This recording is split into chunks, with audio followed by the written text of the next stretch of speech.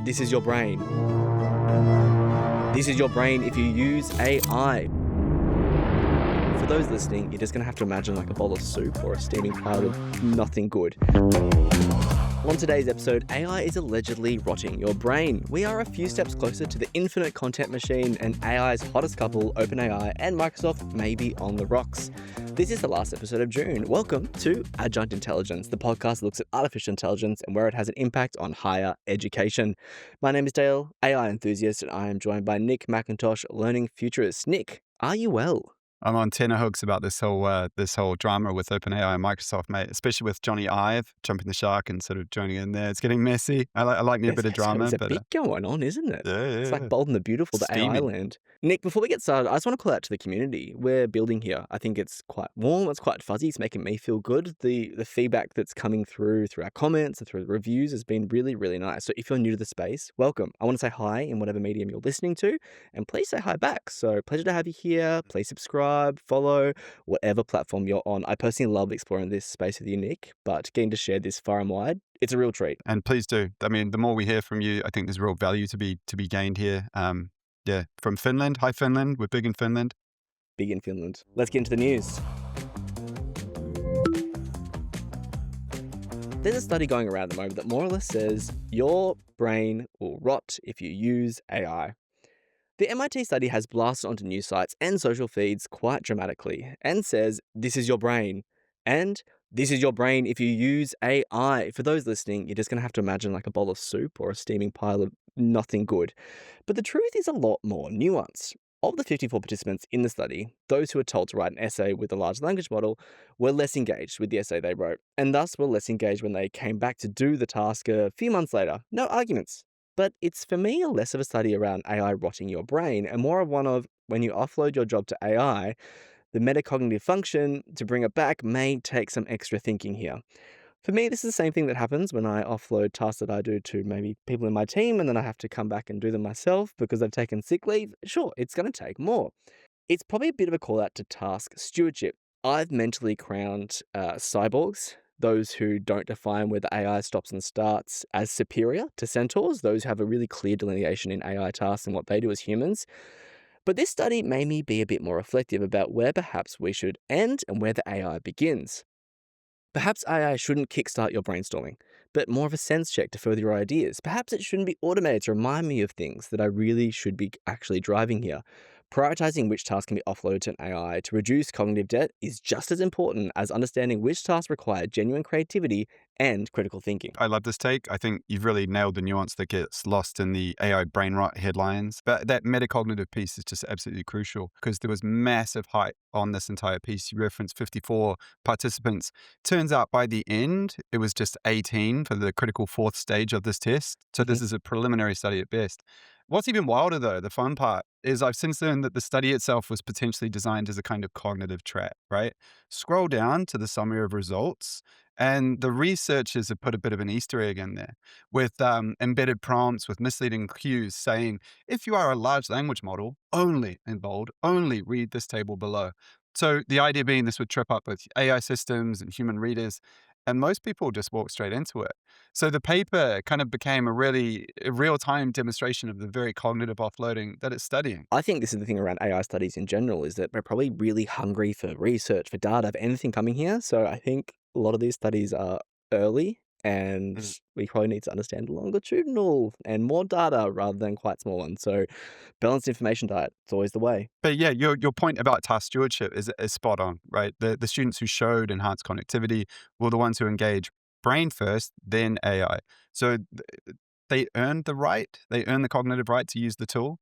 That insight, though, gets buried when people are using these essay tasks to justify just enormous sweeping educational policy changes. So yeah, I love this piece.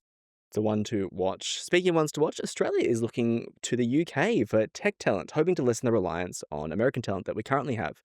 This is a two-way deal in which we're hoping to nab some English talent while also send some of our own Australians over to learn from what they're saying is the best. The Tech Council of Australia is leading the charge, signing a memorandum of understanding with Tech UK, which is the equivalent UK body. TCA estimates that Australia will need to employ an additional 650,000 tech workers by 2030. That's a big number. This represents an increase of about 186,000 versus the kind of business as usual, let it grow, hope for the best approach. This partnership will focus on emerging and critical technology, including areas like artificial intelligence, cybersecurity, digital identity, fintech, aka these are areas that are still going to grow for the next little while.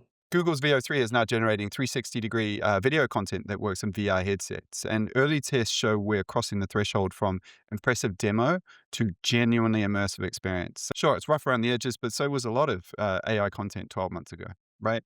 The spatial intelligence breakthrough here, though, isn't just video. It's AI that understands 3D environments well enough to let you move through them naturally.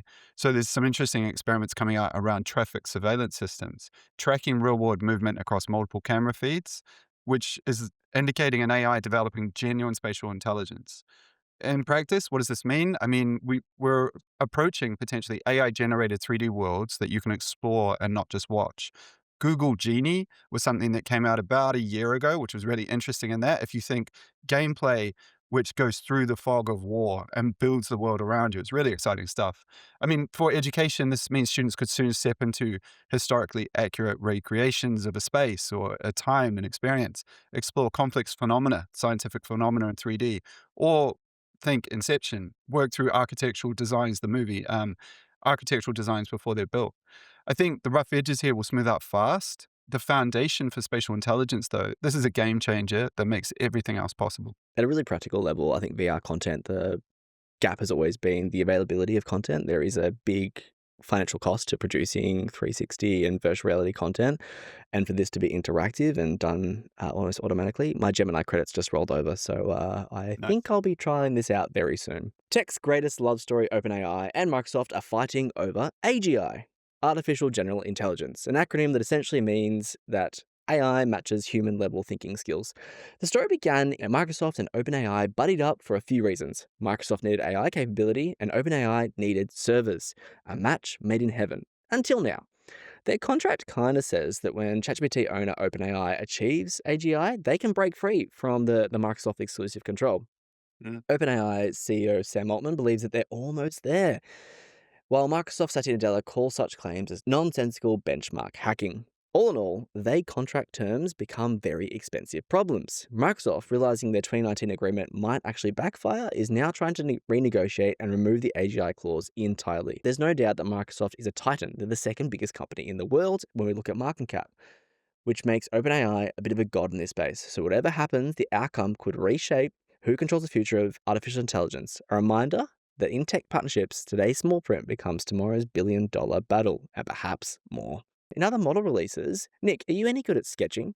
Because Gemini Pro, the newest model from Google, can take your sketches and make it into an app within seconds. That's sick. That Gemini Pro sketching feature is amazing. And no, this is new to me. This was until you mentioned this just earlier. The idea that you can literally draw a wireframe on paper and have it generate a working app is, my brain just can't really process how fast we've moved from AI can write text to AI can turn your bare napkin sketch into functional code. That's amazing. Nick, I'll send a link to the sketch website I did for our podcast. We don't have a website yet, but we're working on it, listeners. I'm no good at coding and I'm no good at sketching, but with the power of AI, I can very quickly do a mediocre version of both. So you can see the sketch there on the left-hand side. I did it in about 7 seconds. And then in 5 seconds more, we have a fully interactive website. So all very impressive. Speaking of model releases as well, Midjourney dropped their video model just recently, about a week now, and it's another one of those wait, what moments. Mm. So they're not just doing text to video, they're building real-time open world simulations. And it sounds like, as Sora did quite a while back from OpenAI, if you remember those world models, they're going from images to video to 3D to fully interactive AI-generated environments you can walk around in, generating, again, that fog of war thing as you move. Last week, I said that these Midjourney AI video things had a bit of a Midjourney style, and what I meant was I thought they were a bit jank.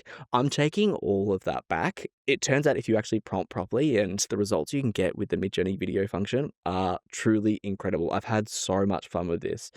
Midjourney is caught up in a bit of a legal battle with Disney and Universal at the moment, so I actually don't know what the future looks like for Midjourney, but I'll recommend jumping into the Explore page for Midjourney, because look at what the present looks like. It's wild.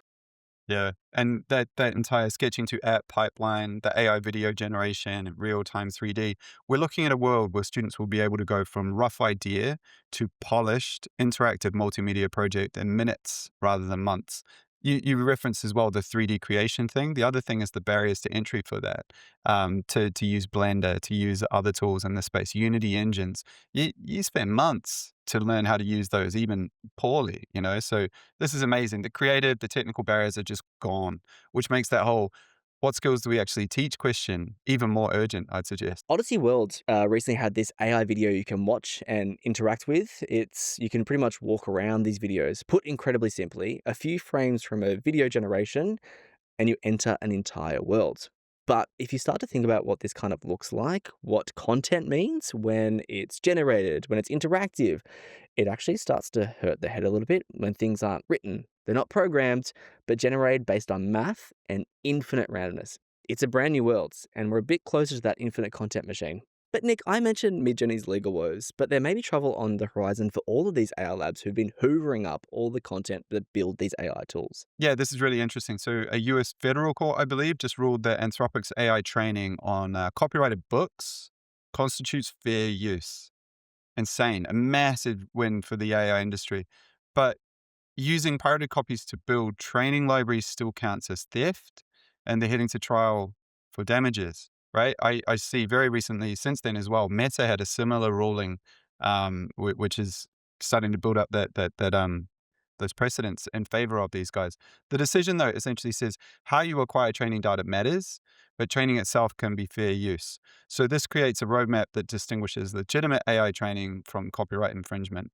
AI companies, they can't hoover up pirated content and claim protection, but also don't need to license every book for training. I mean, I'd suggest the devil's in the acquisition details.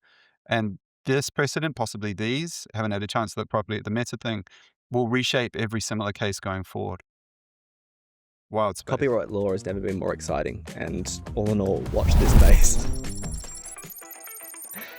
That's the headlines, everyone. To get all the things you need to know about AI and higher education, hit that subscribe and notification button. You can find the links to all these great developments in the podcast show notes and Nick's weekly newsletter available through LinkedIn.